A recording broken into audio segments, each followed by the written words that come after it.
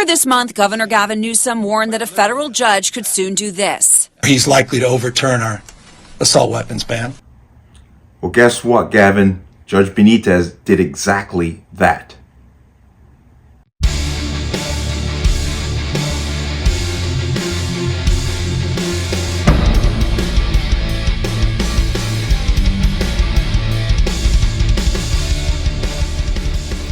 Welcome to another installment of the Connecticut Gun Bench. Today's video is brought to you by P.A.N. Firearms, LLC. P.A.N. Firearms, the NRA certification of multifaceted gun training. You can reach us at 203-300-6343 or use our website at www.panfirearmsllc.com. As always, there'll be a link in the description box. And if you like my channel, like my content, and what I do here, you can support me with the link. Everything is appreciated. Let's talk about this. Now, this ruling came down yesterday. Now we have to do a little history on this judge. This is the same judge that back in 2021 stated that the assault weapons ban in California was a failed experiment and basically said it was unconstitutional. This is the same Judge Benitez who struck down California's magazine capacity ban. Now, in both these cases, both the assault weapons ban and the magazine capacity, this is the second time around for these two specific cases. This is Miller versus Bonta. So once again, Judge Benitez has stepped in and said, no, this is unconstitutional. And I'm sure, I can guarantee you this guy keeps Gavin Newsom up at night. I'm almost certain of that. But this is a huge, huge step, once again, in bringing this case forward to the Supreme Court, of getting one of these assault weapon ban cases to the Supreme Court. Because you remember, Judge Benitez ruled on it. Miller versus Bonta ruled on it, went to the Ninth Circuit. Ninth Circuit said, no, not really. Sent it back. Then the magazine capacity ban came up. And once again, Benitez said this is unconstitutional. And for about a week, Californians could buy standard capacity magazines. Then the Ninth Circuit said, no, we're going to reinstate it. And the Supreme Court came out and said, we're not going to hear this until you straighten this out. And you have to look at this based on the Bruin ruling. And I made a video about the standard capacity magazine ban. And I stated that the Supreme Court is letting the Ninth Circuit know we're going to rule against this based on Bruin. They pretty much laid the groundwork with that. But I want to talk about this assault weapons ban, this newest move by Benitez. And I'm sure there are heads like people are losing their minds in the state of California right now, which is hysterical. But okay, and this truth about guns, and I appreciate them for doing this. But breaking: District Judge Roger Benitez strikes down California's assault weapons ban again. This is the second time around for this same case. But stop us if you've seen this movie before, just as he did last month when reconsidering California's high capacity magazine ban in Duncan versus Bonta. District Judge Roger Benitez has taken another look at Miller versus Bonta, the case challenging the Golden State's ban on assault weapons, and found it to be constitutionally problematic. Today, he issued another opinion in the case, once again striking it down as patently unconstitutional. And this is opinion. This is important that we hear where he's coming from with this. But this is straight, from his ruling. People have heard about the Robb Elementary School shooting in Uvalde, Texas. They have heard about Sandy Hook Parkland, the Pulse nightclub, and other tragic mass shootings, but they do not hear of the AR-15 used in Florida by a pregnant wife and mother to defend her family from two armed hood and masked home intruders. As soon as the armed intruders entered the back door of her home, they pistol whipped her husband, fracturing his eye socket and sinus cavity. Then they grabbed the 11-year-old daughter. The pregnant wife and mother was able to retrieve the family AR-15 from a bedroom and fire, killing one of the attackers while the other fled. It does not require much imagination to think what would have happened next if the woman had lived in California and could not possess such a firearm. And I do a lot of side series on that. I call it things you don't hear in the mainstream media. Okay?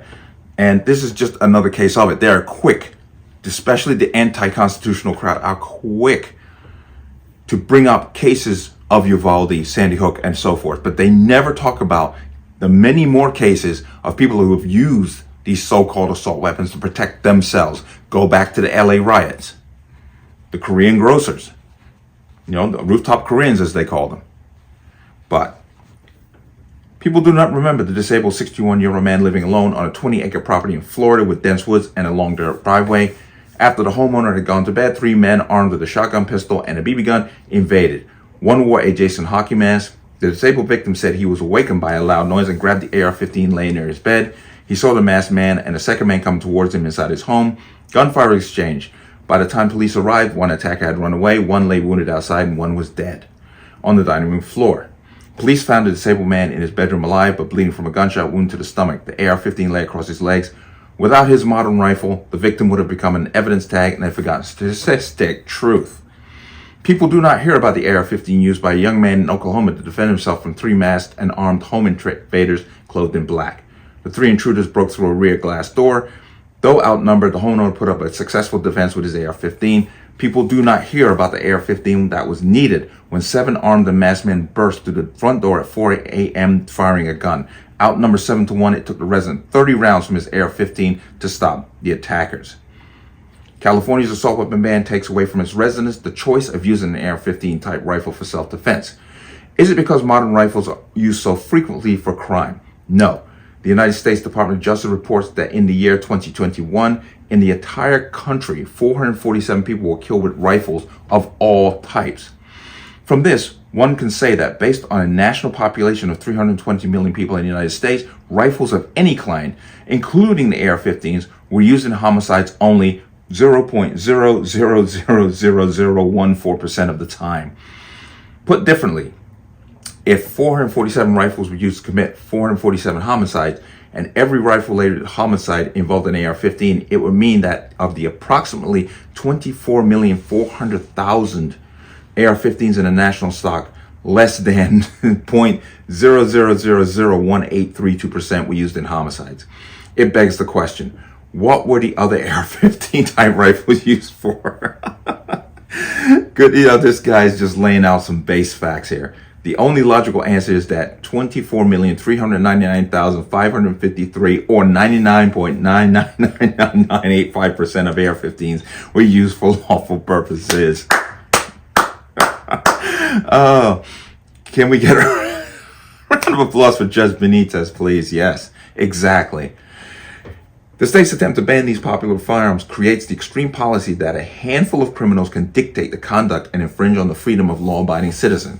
As Heller explains, the Second Amendment takes certain policy choices and removes them beyond the realm of permissible state action. California's answer to the criminal misuse of a few is to disarm its many good residents. That knee-jerk reaction is constitutionally untenable, just as it was 250 years ago. The Second Amendment stands as a shield from government imposition of that policy. There is only one policy enshrined in the Bill of Rights. Guns and ammunition in the hands of criminals, tyrants, and terrorists are dangerous. Guns in the hands of law-abiding, responsible citizens are necessary.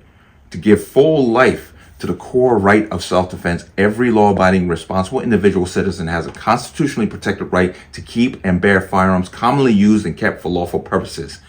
In early America and today, the Second Amendment right of self-preservation permits a citizen to repel force by force when the intervention of society in his behalf may be too late to prevent that injury.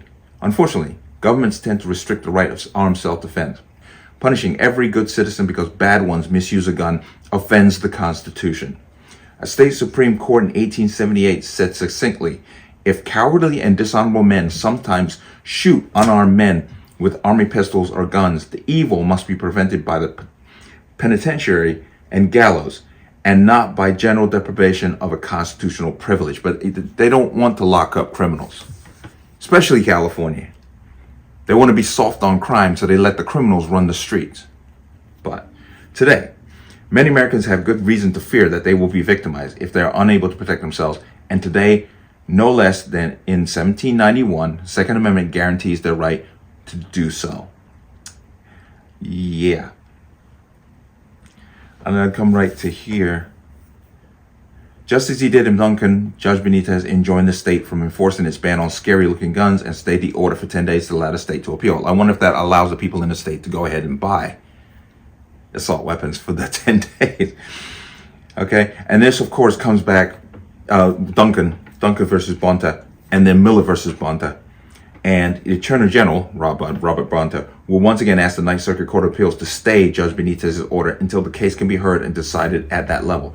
Just as they did with Duncan, the Ninth Circuit will, of course, grant the AG's motion, and California's Second Amendment rights will continue to be infringed for years while the Ninth Circuit slow walks the process, same as it ever was. That's the problem with the whole court system. Okay. Now, as I said, let's come out of here. The Supreme Court has already let the Ninth Circuit know that if this comes to us with the current makeup of the court, we're going to overturn this using the Bruin ruling. That's why the Ninth Circuit is going to slow walk the crap out of this in the hopes that they can flip the power in the courts, which is really a shame because the court is supposed to be voting and making the decisions based on the Constitution, not their feelings. And that's an unfortunate part of it. But once again, Judge Benitez, this guy is definitely, he's become a hero. He's definitely laying it out there. And he put some real based information in this. Of all the rifles, or so-called assault rifles owned by the public, if a fraction of them are being used for crime, what are the other ones being used for?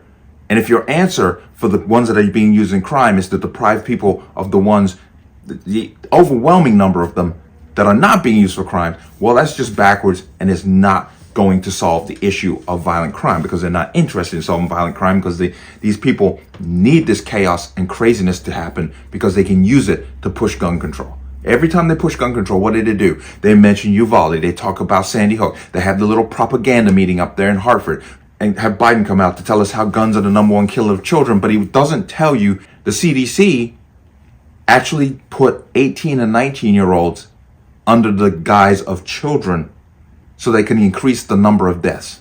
He doesn't tell you that part. But once again, all power to Judge Benitez. You know the Ninth Circuit's going to kick it down. They're going to say, yeah, no, we're going to reinstate it. And this, perhaps, hopefully, this is what's going to take to get it to the Supreme Court. And we get that decision that's going to send literally a tidal wave through all of these anti-gun, anti-constitutional laws. But let me know what you think. As always, you can leave your comments in the comment section below. And as always, any statements of violence or statements that lead to violence will be removed. Please like, share, comment, subscribe. Don't forget to hit that notification bell so you're notified the next time a video goes live. I'll see you on the next one. Peace.